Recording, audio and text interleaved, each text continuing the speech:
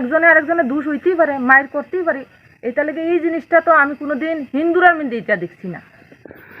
একেবারে ফিল্মি কায়দায় আক্রমণ করে কৈলাসহর যুবরাজনগর গ্রাম পঞ্চায়েতের হতদরিদ্র অখিল নমর বাড়িঘর ভাঙচুর করে ফেলল একই এলাকারই বাসিন্দা নিকুঞ্জ নম এবং তার আত্মীয় স্বজনরা।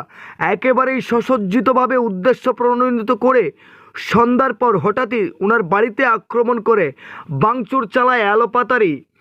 তখন ঘরের মধ্যে ওনার স্ত্রী সন্তানসহ ওনার সমরূপারের মেয়ের জামাতাও ঘরের মধ্যে ছিলেন। মেয়ের জামাতা স্ট্রোকের পেশেন্ট।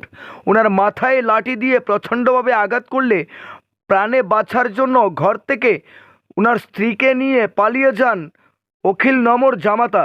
উনি বলেন ওনার বাড়ি সমরূপার এলাকায় দিনে কি নিয়ে ওনার শ্বশুরের সাথে নিকুঞ্জ নমর বিবাদ হয়েছে তা কিছুই তিনি জানেন না। কোনো কিছু বুঝে ওঠার আগেই উনার উপর হামলে পড়ে যুবরাজনগর এলাকার নিকুঞ্জ নম এবং তার আত্মীয় স্বজনরা। তারপর উনার প্রাণ বাঁচাতে যখন স্ত্রীকে নিয়ে ঘর থেকে চলে যান তখন ঘরের জিনিসপত্র ভাঙচুরের পাশাপাশি উনার জিন্সের প্যান্টের পকেটে থাকা নগদ অর্থসহ সব কিছু লুটপাট করে নিয়ে গেছে। এছাড়াও অখিল নমর পার্শ্ববর্তী ভদ্রমহিলা সুপ্রিতা কি বলছেন গোটা ঘটনার বিবরণ দিয়ে শোনাবো আপনাদের। তিনি বলেন এ ধরনের ঘটনা সমাজে কোনোভাবেই আশা করা যায় না। উভয়ের বক্তব্য তুলে ধরছি গোটা ঘটনার এবং নিন্দা জানাই এ ধরনের হামলার। যারা বাড়িঘর চড়াও করে এভাবে হামলা করতে পারে এবং বাড়িঘর ভাঙচুর করতে পারে। মেয়ের জামাতা বলেন ওই সময় যদি আমরা প্রাণ নিয়ে এখান থেকে না পালাতাম তাহলে হয়তো আজকে আমাদেরকে প্রাণেই মেরে ফেলতো। একেবারে গা শিউরে ওঠার ঘটনা। বিস্তারিত রইল প্রতিবেদনে। ব্যুরো রিপোর্ট, লাল শক্তি নিউজ। দাদা আপনার নামটা? শিবাজি পাল। শিবাজি পাল। আপনার বাড়ি? বাড়ি হলো সমরূপার। সমরূপার। এখন যেখানে আছেন এটা? এটা আমার শ্বশুর বাড়ি। এটা শ্বশুর বাড়ি। আচ্ছা, এটা কোন জায়গা? এখন যে জায়গার মধ্যে আছেন? যুবরাজনগর 1 নম্বর ওয়ার্ড। 1 নম্বর ওয়ার্ড। আচ্ছা, এই ঘরে কে থাকে? এই যে ঘরটা ভাঙচুর করা হয়েছে এই ঘরে কে থাকে? শ্বশুর শাশুড়ি এরা থাকে, আমিও থাকি। আজকে আইছি। আপনার স্ত্রীও আইছেন এখানে? আচ্ছা, তো কি হয়েছে ঘটনা আসার পরে আজকে? আজকে ঘটনা আমি তো আইছি সন্ধ্যার আগে, তখন তো তারা আগে জাল দিয়া ঝগড়াঝাটি হয়েছে। কারা ঝগড়া করছে? শ্বশুরের লগে করছে নিকুঞ্জন মগইয়া। নিকুঞ্জ নম হইয়া। আপনি কোন সময় আইছেন? আমি আইছি সন্ধ্যার লগে লগে। মানে সন্ধ্যার পরেই ধরে নাইছেন। এরপরে আবার পরে কি হয়েছে?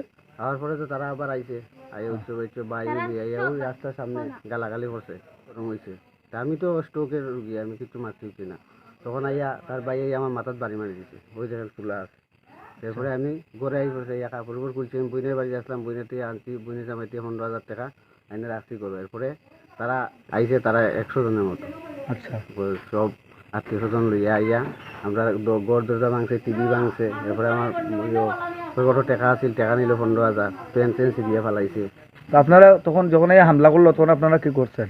তখন তো আমরা বাঁকছি, অত মানুষের লোক আমি মোকাবিলা করতাম। আমরা 2 জন মানুষ, শ্বশুর আমি। তো যারা দিদি আপনার নামটা? সুপ্রিকা সরকার। আচ্ছা, এটা কোন জায়গা? এটা তিলেবাজার যুবরাজনগর 1 নম্বর ওয়ার্ড। 1 নম্বর ওয়ার্ড। আচ্ছা, এই যে ব্যক্তি মানে মাথায় আঘাত পাইছে এবং যে বাড়িতে মাইর ধরেছে এই বাড়ি তো আপনার কোনো আত্মীয় না? না, আপনি পার্শ্ববর্তী বাড়ি? পাড়া প্রতিবেশী আপনার পাশে ঘর। আচ্ছা, আজকে যে হামলাটা যেটা হয়েছে তারা দাবি করতেছে তারা বাড়িঘর ভাঙছে, টিভি ভাঙছে, তারা মাইর ধরে তারা বাঁকছে প্রাণের বয়ে। এটা সম্বন্ধে একটু কোন কি সত্য মিথ্যা কি? এটা তো ঘটনা সত্যি আসলে। কারণ তারা আইতে লইছিল আমার বাড়ির উপরে দিকে, আমি না করে দিছি যে আমার। কারা আইতে লইছিল? মানে তারা লগে যে নিকুঞ্জ নমজেন তার বাড়ির মানুষ, যেমন ধরেন তাইনের স্ত্রী, মেয়ে, ছেলে, তার ভাতিজা ভাতিজি, মানে তারা সবই আত্মীয় স্বজন সব। হেরা কি সসজ্জিত হাতিয়ার টাতিয়ার লই আইছে নাকি খালি হাতে আইছে? হাতিয়ার টাতিয়ার লই আইছে। যেমন ধরে লাকড়ি সেলিউলি লই আইছে, বাঁশ লই আইছে, দাও মনে হয় আনছে না কি তাই তো দেখছেন না? যা সত্য তা কইবেন। আচ্ছা, আমি সবটা খেয়াল করছি না। আমি যেটা এইগুলা লই আইয়া কিটা করলো? ওখান তারা লইয়া ইয়া তো এখানে ভাঙচুর করছে। কার বাড়ি ভাঙচুর করছে? ওই তো অকিল নম্বর বাড়ি। অকিল নম্বর। আচ্ছা আচ্ছা, তো আপনি কি মনে করেন এখানে? শুনেন, আমি যেটা বুঝি সব হইছে আমরা পাড়া প্রতিবেশী। হ্যাঁ, বুঝছেন? ওখানে একজনে আরেকজনে দোষ হইতেই পারে, মায়ের করতেই পারে। এটা লেগে এই জিনিসটা তো আমি কোনোদিন হিন্দুরার মধ্যে এটা দেখছি না।